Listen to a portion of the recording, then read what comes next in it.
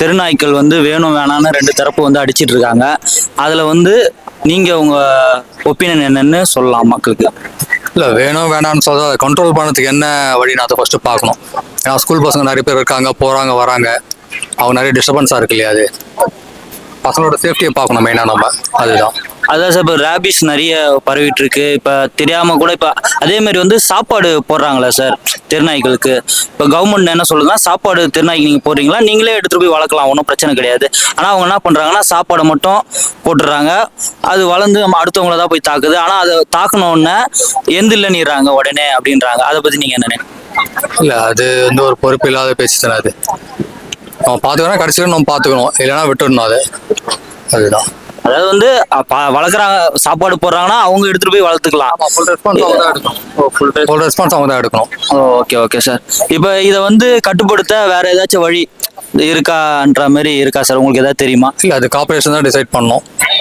Corporation தான் decide பண்ணும். ஏன்னா இப்போ அவங்க என்ன பிளான் வச்சிருக்காங்கன்னா, ஒரு பெரிய இது மாரி போட்டு அதில் வளர்க்கலான்ற மாதிரி பிளான் போட்டிருக்காங்க. ஆனால் வந்து இவங்க வந்து கேஸ் போட்டிருக்காங்க, இந்த மாதிரி தெருநாய்க்களை பிடிக்கக்கூடாது. ஆனால் நிறைய உயிரினம் வந்து சென்னையிலேருந்து காணாமல் போயிருக்கு. சிட்டுக்குருவி, கழுதை, பன்னி அதெல்லாம் கூட காணாமல் போயிருக்கு. ஆனால் அதுக்காகலாம் யாருமே போராடல.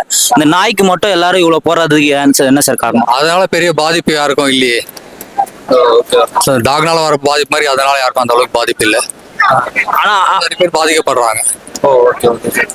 அதாவது டாக்ல இஷ்யூ அதிகமா இருக்கு, ஆனா சப்போர்ட்டும் அதிகமா இருக்குல்ல சார்? டாக்கு சப்போர்ட் அதிகமா இருந்தாலும் அந்த அளவுக்கு ஒரு பாதுகாப்பு இல்லை யாருக்கும். Okay okay. எப்படி இருந்தாலும் டாக்னால பிரச்சனை தான். ஆமா, நம்ம வீட்டில் வளர்னா ப்ராப்ளம் இல்லை, ரோட்டுக்கு வந்துச்சுன்னா அது ப்ராப்ளம் தான். Okay okay sir. ஏன்னா நிறைய நாய்கள் கடிக்குது. அதை வளர்க்குறவங்களே திடீர்னு என்ன பண்ணிடுறாங்க, கடிச்ச உடனே இல்லைங்க அது தெருநாய், அதுக்கு எங்களுக்கு சம்மந்தம் இல்லை அப்படின்னு சொல்லிடுறாங்க. ப்ராப்ளம் வரப்போ அப்படிதான் சொல்லுவாங்க எல்லாருமே. எல்லாருமே அப்படிதான் சொல்லுவாங்க. ஆமா, ப்ராப்ளம் வராத வரைக்கும் ஒன்றும் இல்லை, ப்ராப்ளம்னு வந்துட்டா எல்லாருமே அப்படிதான் சொல்லுவாங்க.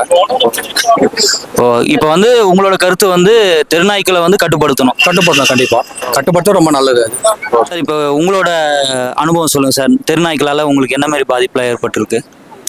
என்னையே 3 வாட்டி கடிச்சிருக்கு சார். 3 வாட்டி கடிச்சிருக்கு. ரோட்ல சும்மா தான் வண்டியில நின்றுருந்தேன், பின்னாடி வந்து கடிச்சிட்டு போயிருக்கு. பட் வண்டியில ட்ரத்தின் வந்து கடிச்சிட்டு போயிருக்கு. 3 வாட்டி எனக்கு கடிச்சிருக்கு. இப்போ இதனால செலவுலாம் உங்களுக்கு எவ்வளோ சார் ஆயிருக்கு? செலவு ஆயிருக்கு சார். பிரைவேட் ஹாஸ்பிட்டல் தான் போய் இன்ஜெக்ஷன் இன்ஜெக்ஷன் போட 2000 ரூபாய் எனக்கு. 3 வாட்டி இன்ஜெக்ஷன் போடணும். ஒரு மாசத்துக்கு அந்த இதெல்லாம் எதுவும் பண்ணக்கூடாது. நான்வெஜ் சாப்பிடக்கூடாது இருக்கு. நம்ம பார்த்து நம்ம இது பண்ணி நம்ம சேஃபாக பார்த்துக்கணும். நாய் மேலே வளர்க்குறவங்க இல்லை ரோட்டில் போனால் கொஞ்சம் இதுவாக இருந்துக்கணும். எப்போ எங்கேருந்து வந்து கடிக்குது தெரிய மாட்டேங்குது. அதே மாதிரி திடீர்னு வண்டியில வந்து கிராஸ் வண்டியில போகும்போதெல்லாம் பார்த்தீங்கன்னா திடீர்னு உடனே கிடைக்கும். குழந்தைங்க போச்சா திடீர்னு வண்டியில் போகும்போது தெத்தின்னு ஓடியாரோம். பயத்தில் நம்ம எங்கேயாவது வண்டியை விட்டுடுறோம். அதனால் நாய் வளர்க்க தப்பு இல்லை. வளர்ந்து ரோட்டில் வந்தாலும் கொஞ்சம் பார்த்து அது யாரும் இது பண்ணாலும் அவங்க டேக் கேர் பண்ண நல்லா இருக்கும். வீட்டுக்குள்ளேருந்து ஓடியாந்து கிடையாது. அது புரியுது சார். வீட்டு நாய்னா ஒருத்தர் வந்து பொறுப்பு எடுத்துக்க முடியும், ஏன்னா அவங்க வளர்க்குறான்னு கன்ஃபார்மாக தெரியும். ரோட்டு நாய்க்குலாம் இவங்க சாப்பாடு போடுற எங்கள் தெருவிலேயே 10 நாய் இருக்கு. ஆனா அதுக்கு சாப்பாடு போறதுக்கு ஆள் இருப்பாங்கல்ல. அதே ரோட்ல இருக்கிறவங்க எல்லாம் போடுறாங்க, இது பண்றாங்க. அதனால நம்ம யாரையும் குறை சொல்றதுக்கு இல்லை. நம்ம நாய் ஆனா ஒன்னும் இது பண்ண முடியலன்னு கேட்கறேன். இல்ல, ஆனா கவர்மெண்ட் வந்து ஒரு முடிவு எடுத்திருக்கு, இந்த மாதிரி நாய்கள் எல்லாம் பிடிச்சி ஒரு இடத்துல வைக்கணும் போது அதுக்கு எதிர்ப்பு அதிகமா வருது சார். கவர்மெண்ட் தான் முடிவு பண்ணணும். ஏன்னா எங்க தெருவிலே 10 நாய் இருக்குது.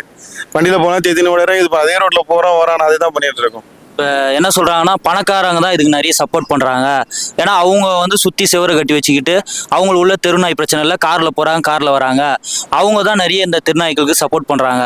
மிடில் கிளாஸ் பீப்புள்ஸ் எல்லாருமே வந்து ரோட்ல பைக்ல போறவங்க, நைட் டைம்ல ஷிஃப்ட் முடிச்சுட்டு போறவங்க எல்லாருக்கும் பிரச்சனையா இருக்குன்னு தான் சொல்றாங்க. அதை பத்தி நீங்க? கண்டிப்பா பிரச்சனை இருக்கு சார். மிடில் கிளாஸுக்கு தான் பிரச்சனை நிறைய இருக்கு. இப்போ அவங்களாம் கார்ல ஏறி கார் வீட்டுக்கு பசங்க ரோட்ல விளையாடுவாங்க, வேற ரோட்ல விளையாடுறதே இல்லை. பசங்க பந்துபடி ஓடினோட நாய் பின்னாடி ஒரு தேதினு ஓடியாரு. நாய் ரோட்ல இருக்கிற நாய் தான் தேத்தினே ஓடியாது. பசங்க பயந்து ஓடியாது. இப்ப அதுக்கு யாரும் பொறுப்பை ஏத்துக்க மாட்டாங்க. பொறுப்பு ரோட்ல இருக்கிற அது யார் பொறுப்பு ஏத்துப்பாங்க?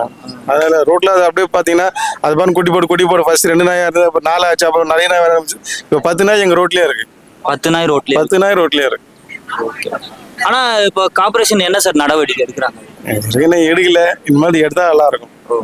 ஏன்னா சட்டத்திலே இடம் இல்லையா, நாய் எதுவுமே பண்ணக்கூடாதுன்ற மாதிரி இருக்குன்றாங்க. அதனால இப்ப அந்த டெல்லியில போட்டதை வச்சுதான் இப்ப தமிழ்நாட்டுல அந்த இஷ்யூ வந்திருக்கு. இல்ல இதுங்கிறதுக்கு எடுத்து நிறைய நீங்க பாத்தீங்கன்னா ஒரு குழந்தைகளை பிடிச்சி கடிக்குது, ஒரு 4-5 நாய் ஒன்னா சேர்ந்து கடிக்குது. அதெல்லாம் பாக்குறப்ப நம்மளுக்கு மனசு கஷ்டமா இருக்குல்ல. குழந்தை இல்ல, அது ஒரு குழந்தைங்களே அது கடிக்கும் போது நம்மளுக்கு பதறதா இல்லையா உடம்புல? சும்மா விளையாடுற குழந்தைய போயிட்டு கடிச்சா ஒரு 4 நாய் சேர்ந்து கடிச்சா எப்படி இருக்கும் உங்களுக்கு? அதே மாதிரி இப்போ இந்த ராபிஸ் இந்த ஹாஸ்பிட்டலில் காட்டுறாங்க குழந்தை காய்ச்சி ஒரு மாதிரி நாக்கெல்லாம் தள்ளி அதெல்லாம் பார்க்குறீங்களே, அது கஷ்டமாக தானே இருக்கு. அதே மாதிரி வந்து இப்போ வந்து நாய்க்காக இவ்வளோ நிறைய பேர் இப்போ இவ்வளோ ட்ரெண்டிங் ஆயிருக்கு நாய் கண்டட்டு. ஆனால் பன்னி, கழுதை, சிட்டுக்குருவி இதெல்லாம் அழியும் போது யாருமே வரலையே சார், ஏன் அது என்ன நினைக்கிறீங்க? எல்லாருமே தான் வரணும். ஏன்னா அவங்க வேலையை பார்த்துட்டு அவங்க போயிடுறாங்க. ஆனால் எல்லாத்துக்கும் எல்லாரும் வரணும், ஒன்றா சேரணும். எல்லாரும் இது பண்ணல.